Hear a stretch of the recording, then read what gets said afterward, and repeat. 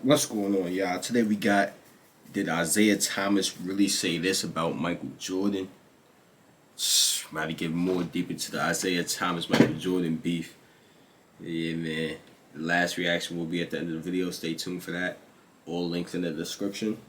Turn on post notifications. Let's get into it. Yeah, you can show me anything you want. There's no way you can convince me he wasn't an asshole.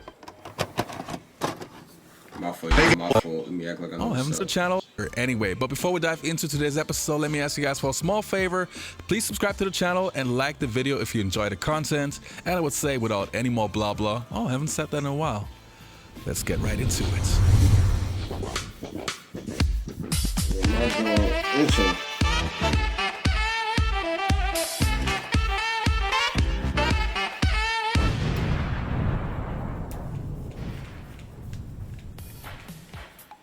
So, as I said in the beginning of the video, I was just lying on the couch and I was going through my collection of NBA Open Court episodes, and I found an episode which, for whatever reason, I've never seen before.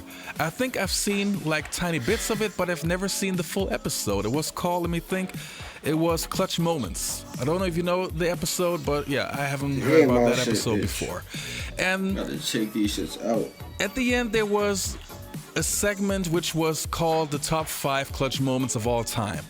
And Isiah Thomas was asked what is his favorite clutch moment in the NBA Finals.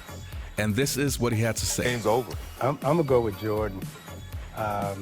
Utah, everybody knows the ball's coming to him.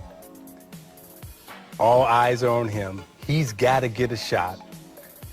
Somehow he maneuvers, gets his man off balance. Was that a foul? Refs don't call fouls in it. But, right. It was call fouls in those moments. It was the Reggie Miller push-off. Yeah, He just had the ball. But even though he got open, and that's what I mean by clutch and pressure, because everybody knows it's coming to him. You got to make it. You got to get open. He finds a way to get open, right? And now he's standing at the foul line after, a historic career. You standing at the foul line and you knock that shot down, and he captures the moment after he makes the shot. I think he understood the moment. The Utah fans in the building understood the moment, and it was just one of those priceless moments in sport where when he stood there and just held the gooseneck, the ball was in the hole, and it was like Muhammad Ali standing over Sonny Liston saying, get up. Not only that, it was great. So the thing with Isiah Thomas is, and I recently did a video about him, he, in my opinion, is the second best point guard of all time. And I really, really like him as a basketball player. I like him as a journalist. I think he's very entertaining. I like the way how he is handling him and carrying himself. So I got nothing but love for him. The only thing that I have a problem with is, and I think I covered that in a recent episode, that he always changed his mind about Michael Jordan. Just to give you a short example, in the early 1990s, Isiah Thomas said that Michael Jordan to him is the greatest player of all time. Then in the late 1990s, so I'm talking about 1998, he still said that Jordan was the greatest player of all time. I think he said it in the 1998 finals. On his great moves, but look at the simple things. Just a little easy pump fake, lines it up, gets himself square, and goes up in perfect form. That's what makes him a great player. It's not the flashy things, it's the little simple things that he does. It's his fundamental base, fundamentals, with skill base, that makes him the greatest player to ever play. Now Isiah, he just talked. Without hesitation. You weren't always convinced. There was a point maybe midway through his career That was where you real wouldn't shit have right given him there. that honor, but eventually he won. That's you them over. with the one But when earphone you're shit, not playing me. against him, you know you're not going to say that because you got to come out and compete against him. But now sitting over here in the mic and being out of the game for 3 or 4 years, Y'all probably could barely hear him. What he's done over the last couple of years, without question, this guy's the greatest that I've ever seen play. Then, for whatever reason, in the late 2000s, he changed his mind and said that Kareem Abdul-Jabbar was the greatest player of all time, which is kind of funny to me because Kareem retired in 1989, so he did nothing which bettered his career. So he didn't accomplish anything since then. So what did he do that he suddenly surpassed Michael Jordan? So that was one thing that was kind of strange to me. And Then you have different. Is that when did Zay find out that that Mike was the reason he didn't get on the Dream Team? Is that when he found out? Let me know, y'all. Let me know who remembers segments that. From different shows where he's saying that LeBron James might be the greatest, Kareem Abdul-Jabbar is the greatest, and he's not mentioning Jordan as the GOAT anymore, which, as I said earlier, is kind of strange.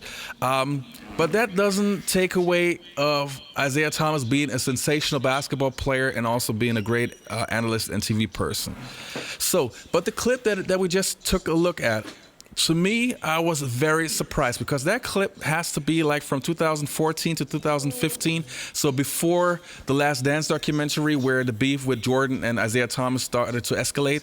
And I was surprised to see that Isiah Thomas openly said that this was his favorite playoff clutch moment in the finals. So that to me again shows that at least at that point, he was not a Michael Jordan hater because he easily could have picked any other moment. I mean, there are countless great moments in the NBA Finals, but he did not hate on Jordan. He actually gave Jordan the respect and said, okay, that was my favorite clutch moment of all time. Plus, just remembered, I think from the same season of NBA Open Court, I just remembered, he also called Jordan the GOAT.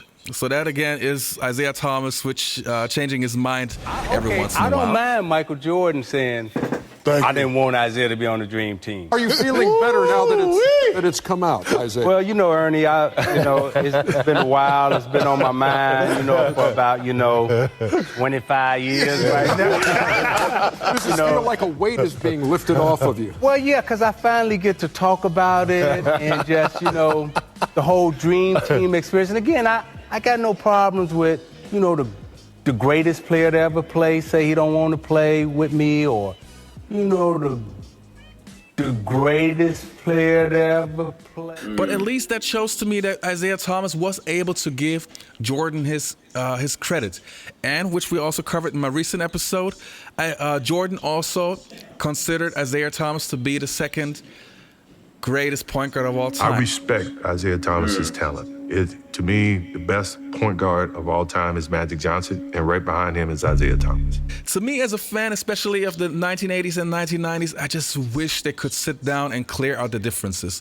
And I get it from a competitive standpoint that there are certain players who will never get along, but I like them both so much. I just wish they could shake hands and just let bygones be bygones and everything is cool. Because I know deep in Isiah's heart, I believe that he knows that Jordan is the greatest player of all time. And as Jordan said already, he considers Isiah Thomas to be the second greatest point guard of all time. I think Jordan, with all the pettiness that he sometimes has, and yes, I'm the greatest Jordan fan, but I know that he has this side to him, he can still admit when a player is great. And calling Isiah Thomas the second best player of all time just second greatest point guard of all time just shows that he really has respect for his game. So I would like to know from you guys, please let me know in the comments below, do you also wish that Isiah Thomas and Jordan would finally get along and that the war is in the past and everything is cool? Like I don't have a problem with Jordan and Bill and Beer hating each other. I don't give a, you know what I'm saying? But with Isiah and Jordan, I think wanted to see nice. I was excited. When Isiah said after the Last Dance, that's what I want to see. I was in the hotel room. That's what I want to see. And I couldn't leave from in front of the television. I had a 1 o'clock flight. The game was coming on at noon. I couldn't leave from in front of the television. I ended up missing my flight because I just couldn't leave the television. I wanted to sit down there and get my full of Jordan. In terms of his quickness, his strength, his jumping ability, his touch, and also his knowledge and understanding for the game. He by far, is the best I've ever seen. And Irvin's my boy, but, Air. Yeah. It's something else. That's under this one, y'all. Someone let me know what video I should the one where Isiah responded to the Last Dance for the first time. I want to see that, man. But if you guys enjoyed this reaction, make sure you click on the last reaction on your screen right now. Turn on post notifications, all links in the description. And I'm out of here, man.